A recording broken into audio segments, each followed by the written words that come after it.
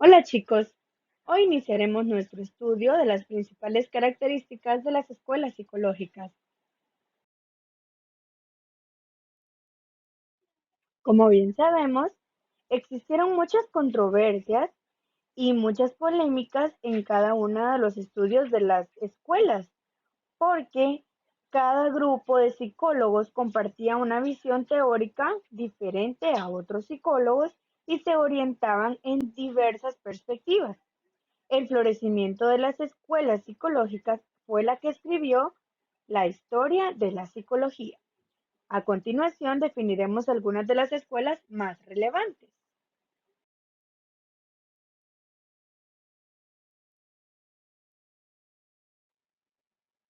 El estructuralismo se define como una ciencia que se ocupa del estudio de los datos en el contexto real en el que se encuentran y las relaciones entre ellos. Esto quiere decir que se basa principalmente en el estudio de las reglas y normas de ordenamiento, quiere decir las estructuras, que existen en cualquier fenómeno, campo o acontecimiento. Los estructuralistas creían que debían estudiar la mente humana a través de la experiencia sensorial, es decir, lo que percibimos solo a través de nuestros sentidos. Para el estructuralismo, el medio externo, es decir, el ambiente que nos rodea, es fundamentalmente influyente en la conducta humana. Un ejemplo de estructuralismo es una empresa, pues está conformada por diversas partes, como las personas que trabajan en ella, la maquinaria, sus productos, la materia prima, entre otros, que juntos conforman un todo. Una empresa no estaría completa sin maquinaria y sin personas, o sin productos y sin materia prima, ¿verdad? Porque entonces no sería una empresa. Así estudiaba el estructuralismo, cada parte que conforma un todo.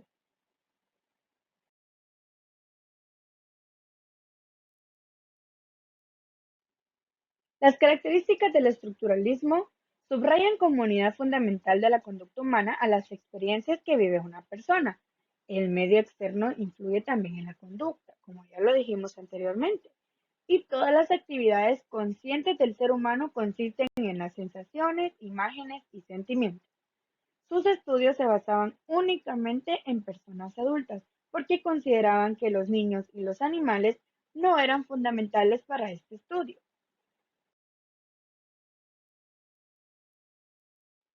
Como representantes del estructuralismo, podemos ver a Wilhelm Wundt, que fue un médico, fisiólogo y filósofo, cual objetivo era dar identidad propia a la psicología. Marcó un cambio entre la psicología precientífica y la científica. Fundó el primer laboratorio de psicología en Leipzig, Alemania. También otro representante del estructuralismo es Edward Titchener. Fue un psicólogo discípulo de Wundt. Categorizó los contenidos mentales en imágenes, emociones y sensaciones puras. Emigró a Estados Unidos y dirigió el laboratorio de psicología en la Universidad de Cornell en Ithaca, Nueva York.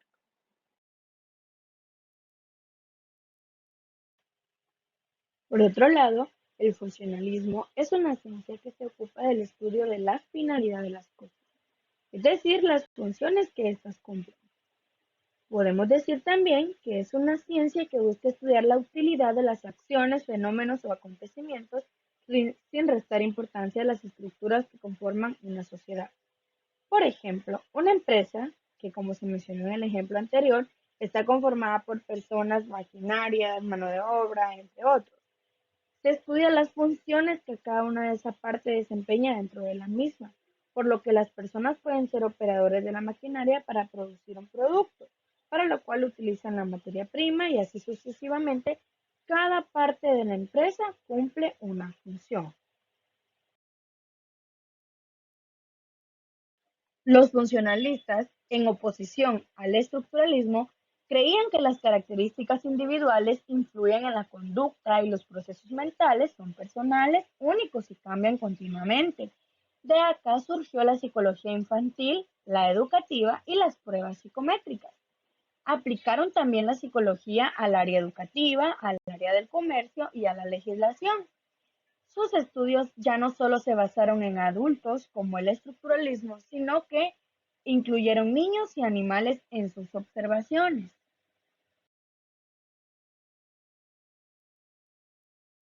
Como precursores del funcionalismo podemos observar a William James, que fue un eminente psicólogo estadounidense que creía importante aplicar la psicología a la vida cotidiana.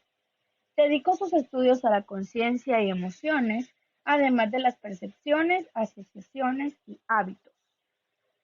También John Dewey, educador y filósofo seguidor de James, estudió el cómo o el proceso del funcionamiento de los procesos mentales, sobre todo para ayudar a las personas a sobrevivir en un mundo peligroso.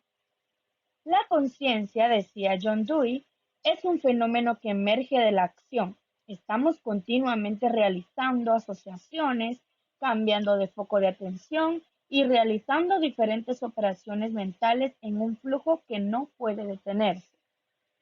Por lo mismo, el funcionalismo y el estructuralismo eran dos escuelas completamente incompatibles, y acá veremos el porqué.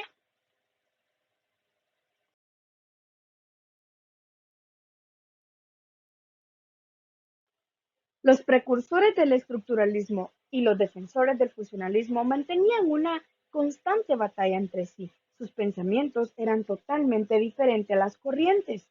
Para los estructuralistas, el estructuralismo abarca el estudio de un todo y sus partes y la relación entre cada una de ellas, mientras que para los funcionalistas abarca el estudio de las funciones que cumplen siempre el todo y sus partes, pero la utilidad de las relaciones que se dan entre esas partes. Para el estructuralismo, analiza cómo el objeto es estudiado, mientras que el funcionalismo analiza la función que cumple el objeto. Para el estructuralismo, el concepto se encuentra basado en estructuras o modelos que se relacionan entre sí, es decir, estudian al objeto por el exterior, mientras que el funcionalismo es un poco más objetivo, pues se basa en el por qué o para qué de las cosas. El estructuralismo es un modelo caracterizado por el estudio de las cosas, mientras que el funcionalismo es un modelo caracterizado por la utilidad que tienen las cosas. La idea se contrariaba totalmente porque para los estructuralistas las experiencias sensoriales puras eran el fundamento de la conducta humana, mientras que para el funcionalismo no, eran las asociaciones, mentales que hacemos que eran las determinantes de la conducta.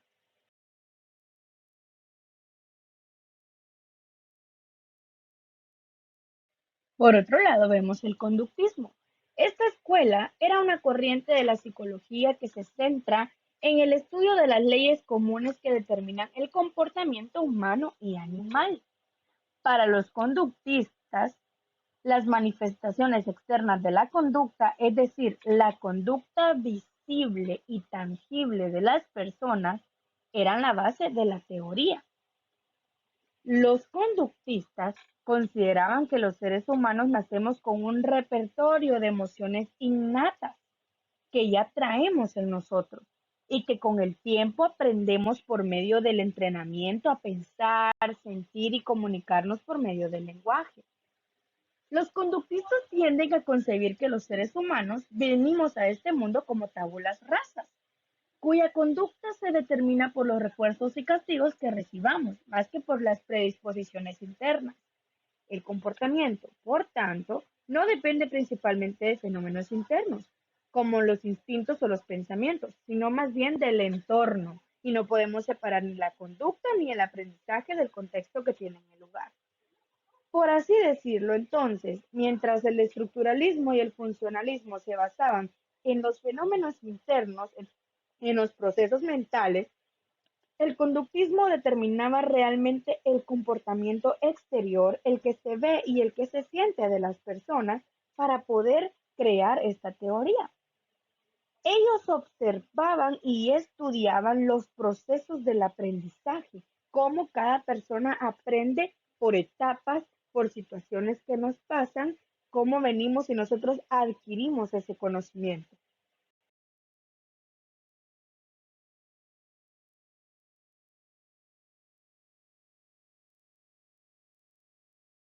Básicos del conductismo.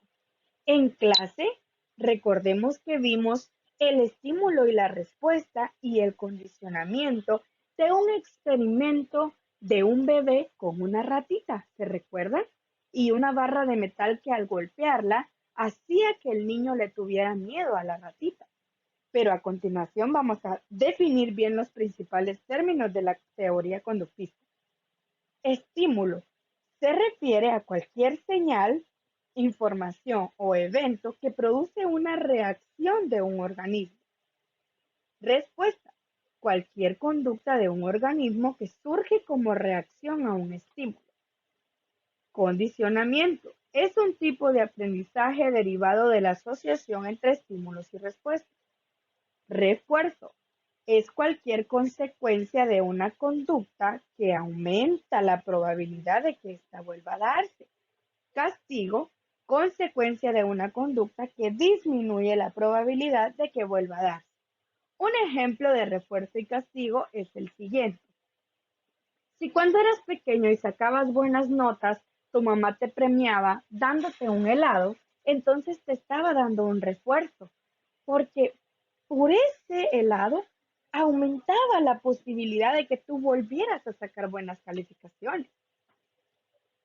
Caso opuesto del castigo: si para que tú sacaras buenas calificaciones, mamá tenía que quitarte el PlayStation, tenía que quitarte el derecho a ver televisión, ese era un castigo que hacía que tú hicieras algo bueno. Entonces, si cuando tú de adulto ahorita haces algo bueno, mamá te felicita, ese es un refuerzo. Si haces algo malo y mamá te castiga, es para que tú no vuelvas a cometer esa misma acción. Por eso se llama refuerzo y castigo y son cosas opuestas.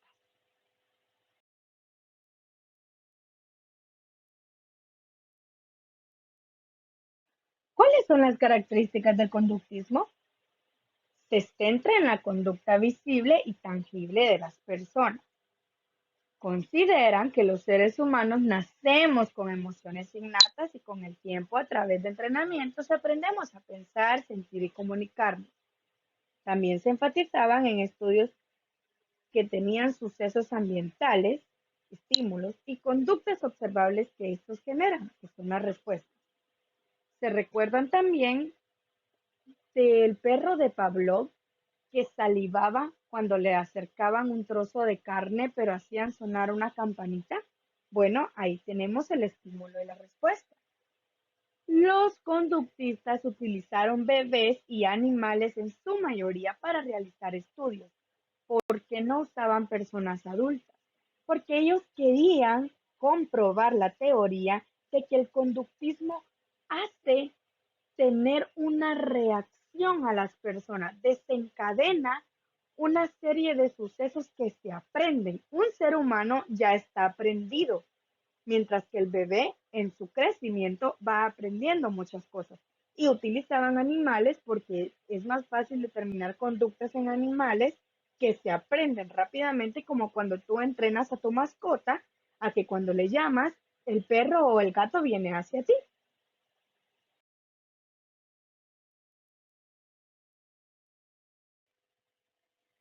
Entre los representantes del conductismo vemos a John B. Watson, que fue un psicólogo heredero de los estudios sobre condicionamiento del fisiólogo ruso Iván Pavlov. Iván Pavlov creó el condicionamiento clásico en Rusia, mientras John Watson lo trajo a la Universidad de Chicago en Estados Unidos. Él sostenía que la observación y la modificación de la conducta era la vía de acceso al interior de la mente humana. Adoptó el método científico de la psicología, utilizando la observación y la experimentación. John Watson tiene una frase célebre que es la siguiente: denme una docena de niños, tomaré uno al azar y lo entrenaré para que se convierta en el tipo de especialista que yo elija, ya sea un médico, un abogado o un ladrón. John Watson sostenía la idea de que al entrenar a algo tan pequeñito como un animal o un niño, iba a poder desarrollar una serie de conductas en él. También otro precursor fue Edward Lee Thorndike. director del Laboratorio de Psicología de la Universidad de Columbia en Nueva York. Para Sondag, el uso del reforzamiento es de suma importancia. Ello se refleja en su ley del efecto, que dice que las respuestas que se acompañan inmediatamente de satisfacción tendrán más opción a repetirse, mientras las que son seguidas inmediatamente por malestar tendrán menos probabilidad de ocurrir. Un ejemplo claro es el siguiente. Si tú vas a un centro comercial y hay un sofá de masajes, tú vienes, te sientas y a ti te gustó la experiencia, tuviste una respuesta positiva en ti porque te gustó lo que pasó en la silla de masaje, es posible y probable que tú vuelvas a repetirlo muchas veces. Mientras, caso contrario, puede ser que tú metas sin querer o por querer un tenedor a un enchufe y te agarre la electricidad o la corriente eléctrica. Esa acción desencadenará en ti una reacción negativa porque generará malestar en ti y es más probable que esa acción tú no la vuelvas a repetir.